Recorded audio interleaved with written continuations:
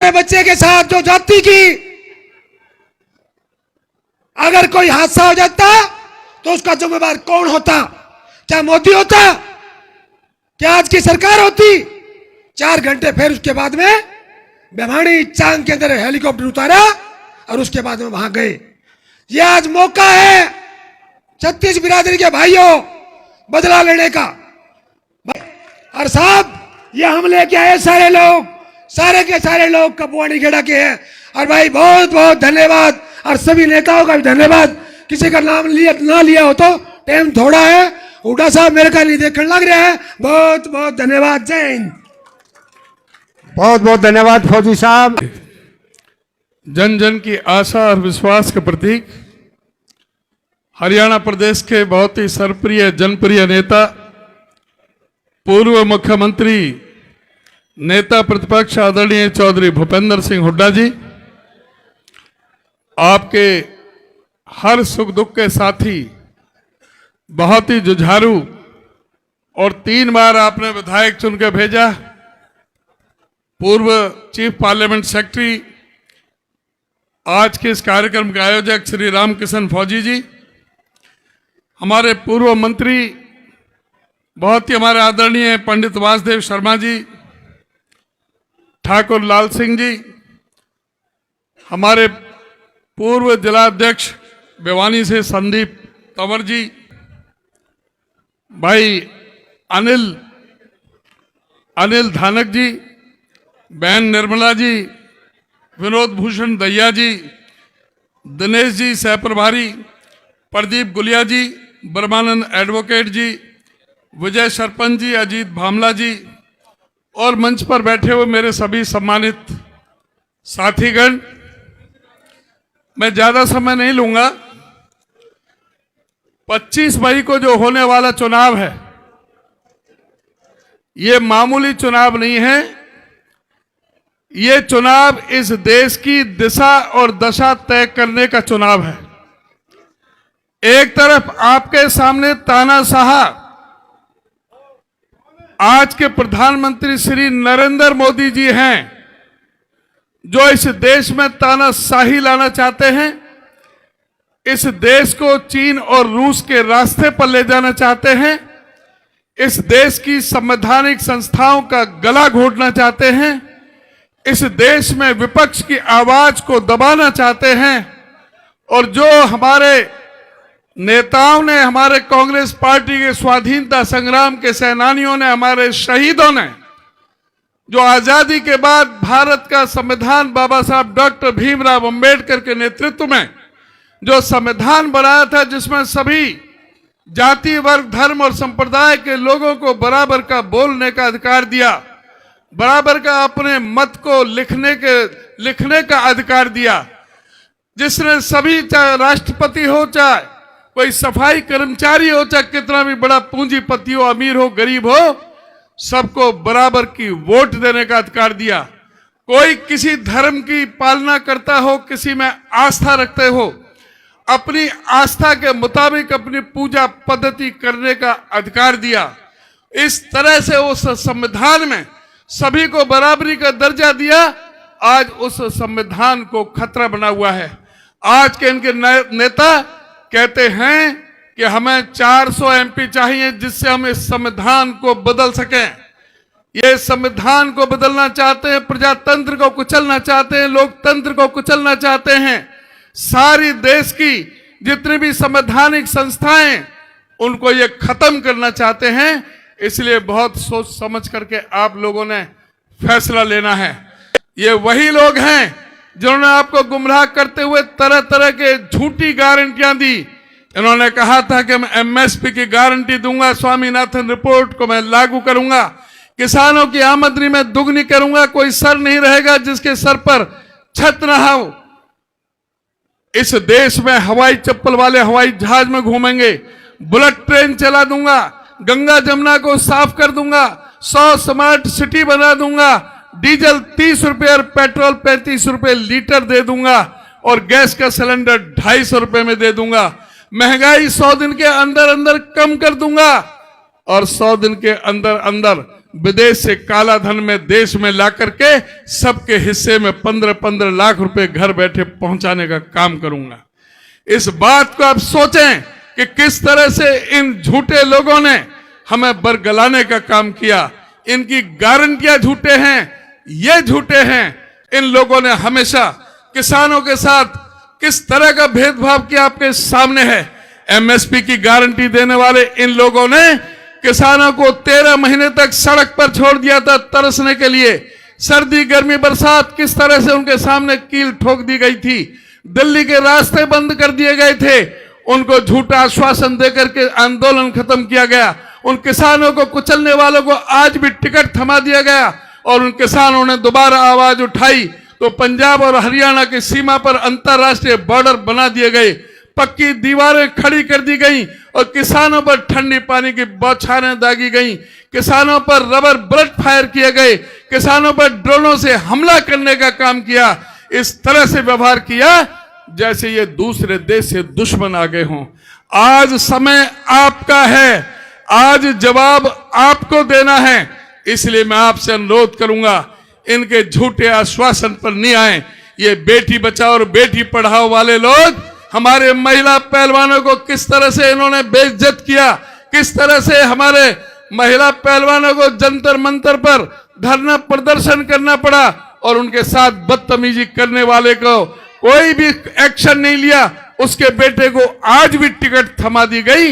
ये ना इनको कोई महिलाओं से मतलब है। आज नरेंद्र मोदी उस व्यक्ति के लिए वोट मांग रहे हैं जिसने 400 महिलाओं के साथ बलात्कार करने का काम किया कर्नाटक के अंदर। आज नरेंद्र मोदी मणिपुर की बात नहीं करते, हाथरस की बेटी की बात नहीं करते, उन्नाव की बेटी की बात नहीं करते, देहरादून की बेटी की बात नहीं करते। इनको शर्म आनी चाहिए। बेटी बचाओ और बेटी पढ़ाओ वाले इन लोगों ने हमेशा जो किसानों का, महिलाओं का अपमान करने का काम किया है। और आज ये कहते हैं कि कांग्रेस ने जो मैनिफेस्टो दिया है उसमें मुस्लिम लीग की गद्दारी है। क्या है उस मैनिफेस्टो में? मैनिफेस्टो में कहा गया कांग्रेस पार्टी ने, हमारा जो युवा है जो आज बेरोजगारी में हिंदुस्तान 45 साल के सबसे नीचे स्तर पर पहुंच गया है। हमारी पार्टी ने वायदा किया है हम सत्ता में आएंगे तो जो 30 लाख सरकारी पक्की नौकरी खाली है केंद्र में, उन एक एक नौकरी को हम भरने का काम करेंगे। हमारी पार्टी ने वायदा किया है जो हमारे नौजवान ग्रेजुएट हैं, पोस्ट ग्रेजुएट हैं, जो हमारे नौजवान डिप्लोमा डिग्री धारक हैं, उनको पर्याप्त ट्रेनिंग ना मिलने के कारण नौकरी नहीं मिलती।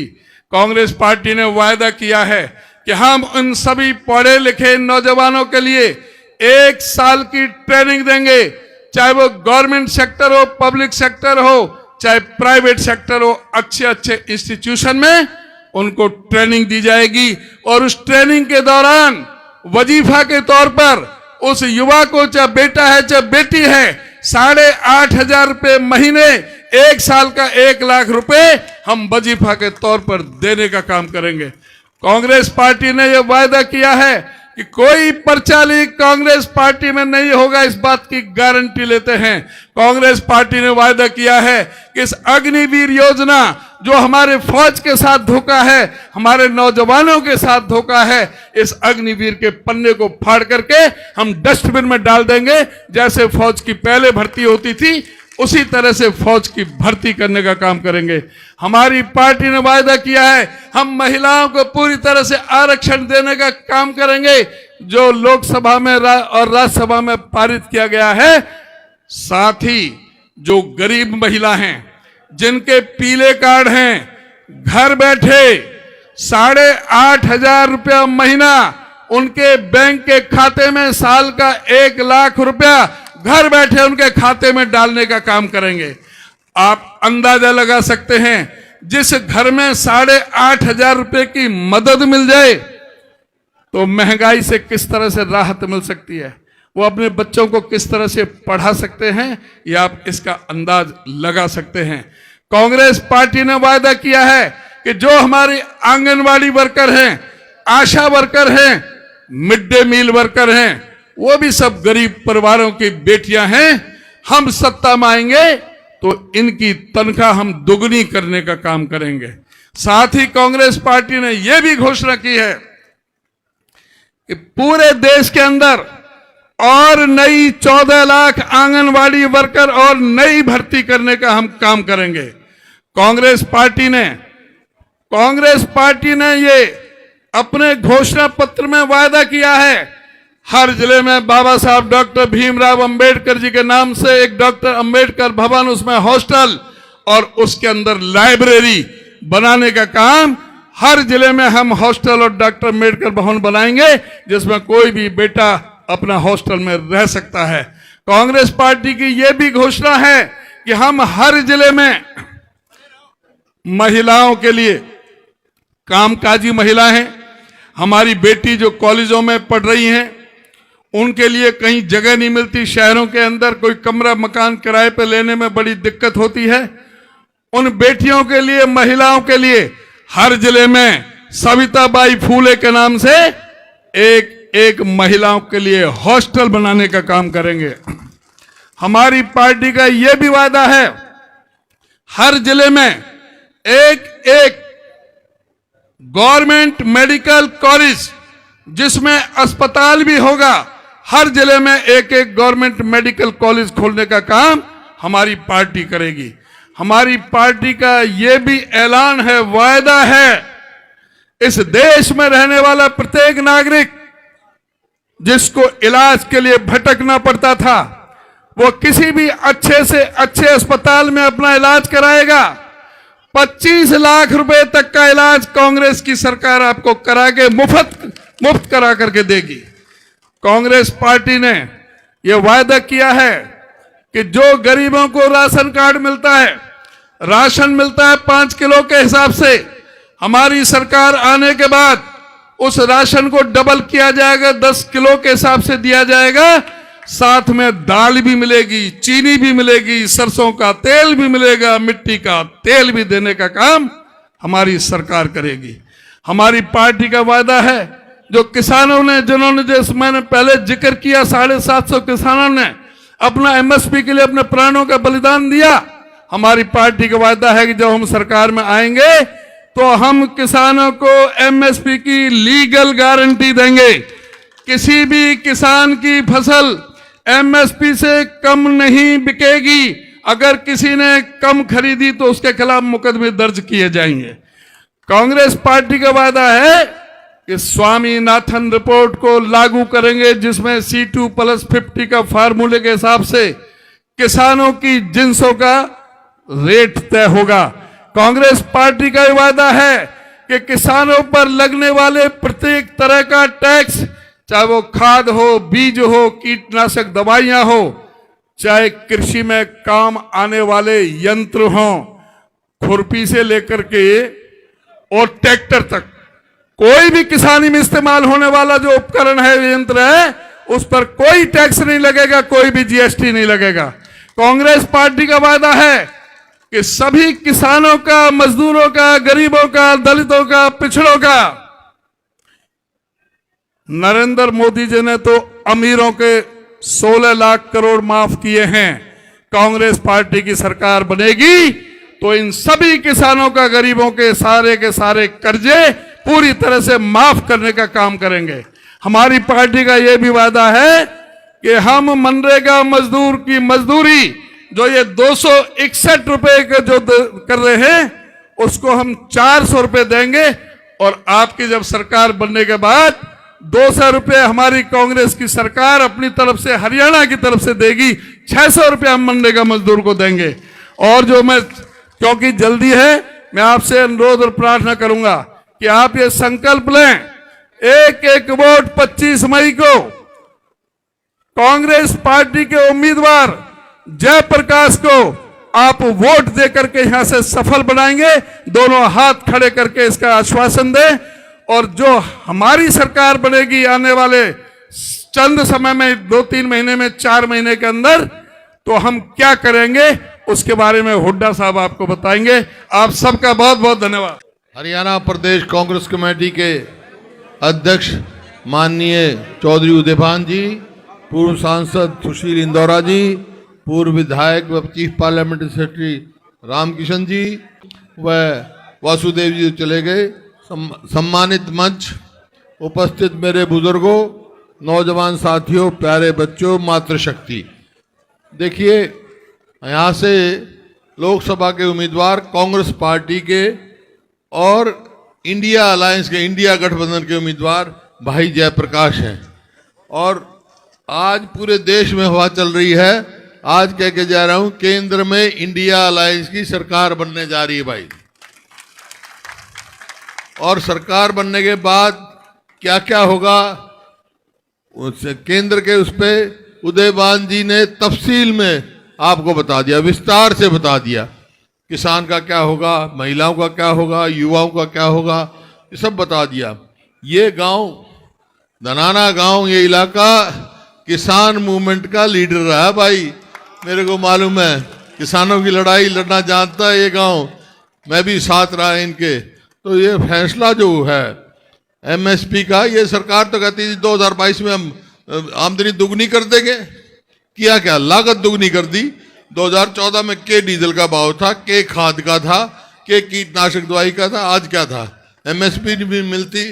तो ये तो हमने फैसला कर दिया, मेरी कमेटी की थी ये, हमने फैसला किया कि किसान को कानूनी जो है हम हक देंगे, एमएसपी का, स्वामीनाथन का भाव देंगे और हर हिसाब से किसान को मजबूत बनाएंगे। ये बात। अब सवाल आया, एक बात थारे से पूछता हूं, मैं हर जगह पूछता हूं भाई, हरियाणा में जो इस चुनाव के बाद सरकार बननी है, कौन सी पार्टी की सरकार बननी चाहिए, आपसे पूछता हूं सवाल। कांग्रेस। ये आवाज पूरे हरियाणा की है, पूरे हरियाणा की आवाज है। क्यों है ये आवाज? क्योंकि 2014 में जो हमने सरकार छोड़ी ना, हरियाणा प्रति व्यक्ति आय में, प्रति व्यक्ति निवेश में, नौकरी देने में, कानून व्यवस्था में, खेल और खिलाड़ियों में नंबर 1 था पूरे हिंदुस्तान में। आज किस चीज में नंबर 1 हो गया भाई? 10 साल में बेरोजगारी में, अपराध में, और भाई खेल और खिलाड़ियों की तुमने देख ली। हमारी पहलवान बेटियां जिन्होंने देश में नाम रोशन किया, उनके साथ क्या सलूक किया गया जंतर मंतर में, आज तक उनको न्याय नहीं मिला। तकलीफ है इन बातों की। इस वास्ते 36 बिरादरी ये मन बना चुकी है कांग्रेस की सरकार बनेगी। अब सवाल आएगा कि भाई कांग्रेस की सरकार बन जाएगी, जयप्रकाश जी यहाँ से एमपी बन जाएंगे, तो कांग्रेस क्या करेगी? इनने तो कुछ करा नहीं। तो 5-7 मोटे मोटे, जल्दी है मेरे को, 5-7 मोटे मोटे फैसले बता रहा हूँ जो हम सरकार बनते करेंगे। एमएसपी यार ये तो केंद्र करेगी, हम भाई सरकार बनते ही पहला फैसला करेंगे, अपने बुजुर्गों की पेंशन 6,000 रुपये महीने करूंगा, और गरीब आदमी का 300 यूनिट बिजली माफ करेंगे महीने का।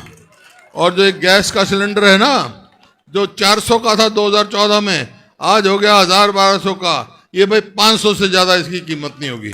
और जो ये कौशल रोजगार निगम बना के जो हमारी युवाओं के साथ खिलवाड़ कर रहे हैं ना, ठेके पे नौकरियां दे रहे हैं, भ्रष्टाचार का अड्डा बना दिया, पक्की भी नौकरी नहीं दे रहे, ना रिजर्वेशन है उसमें, जब मर्जी लगा लो जब मर्जी घटा दो। इसका नतीजा ये हुआ 2 लाख पक्की नौकरी खाली है आज हरियाणा में। हमारी सरकार बनेगी तो 1 साल के अंदर अंदर 2 लाख बच्चों को हम नौकरी देंगे भाई हरियाणा में। इसी प्रकार से 100 गज के प्लॉट हमने 4 लाख दिए गरीब आदमियों को, और 10 लाख पानी की टंकी दी, टूटी दी। भाई पूरा हल्का बैठा है, गांव बैठा है। यूं बता दो भाई, इनने 1 गज भी दिया किसी को? कोई टंकी दी हो, टूटी लाई हो? ये टूटी करता हो, टूटी पाड़े वाली सरकार है यार, टूटी लाने वाली को। तो भाई हम फिर वही स्कीम लागू करेंगे, अब का 100 गज के प्लॉट भी देंगे, साथ 2-2 कमरे का मकान भी बनाएंगे। बाकी आप खिलाड़ियों का पूरा सम्मान करेंगे। जो हमारी नीति थी, पदक लाओ पद पाओ, हमारे को गर्व है इस गांव की तो लड़की अब भी भाई मेडल लेकर आई है, पूरा नाम ऊंचा किया है, उनका मान सम्मान करेंगे हम। इसी प्रकार से भाई जो है कर्मचारियों का ओल्ड पेंशन स्कीम लागू करेंगे। अपराध का देख रहे हो आप, डाके पड़ रहे हैं, हर फिरौतियां मांगी जा रही हैं। भाई 2004 में भी ऐसा ही माहौल था। 5 में मैं बना था, बनते मैंने कह दिया था बदमाशों को, या तो बदमाशी छोड़ दो या हरियाणा छोड़ दो। क्या था याद होगा ना आपका? आज फिर कह के जा रहा हूं, बदमाशाना हरियाणा में रहने दूंगा। तो भाई ठीक है ना, पर एक बात है, एक फैसला कर ले हम। वो तो हमारे अध्यक्ष जी ने कह दिया भाई, संविधान बचाने की तो लड़ाई है, संविधान तो बचाना ही है। संविधान बचेगा तो जब ही तो प्रजातंत्र बचेगा, प्रजातंत्र बचेगा जब ही तो थारे अधिकार बचेंगे वोट देने के, तो सबने पता है। तो मैं ये कह रहा हूं कि आज ये सारी बात कही है, ये कब होगी? जब सरकार बनेगी। सरकार बनने का पहला कदम क्या है? वो है पार्लियामेंट। यहां से हमारे भाई, मेरे जुझारू साथी, जिसकी आवाज में दम है, भाई जयप्रकाश जी उम्मीदवार हैं। लाखों वोट से इनको जिता के भेज दो भाई। एक बात या मेरी मान लो, एक बात मैं थारी मान लूंगा। मेरी तो यह मान लो, लाखों वोटों से जयप्रकाश को जिता के भेज दो। थारी ये मान के मैं आज कह के जा रहा हूं, जयप्रकाश को जिता के भेज दियो भाई, मैं थारी सरकार बना दूंगा हरियाणा में। मंजूर है?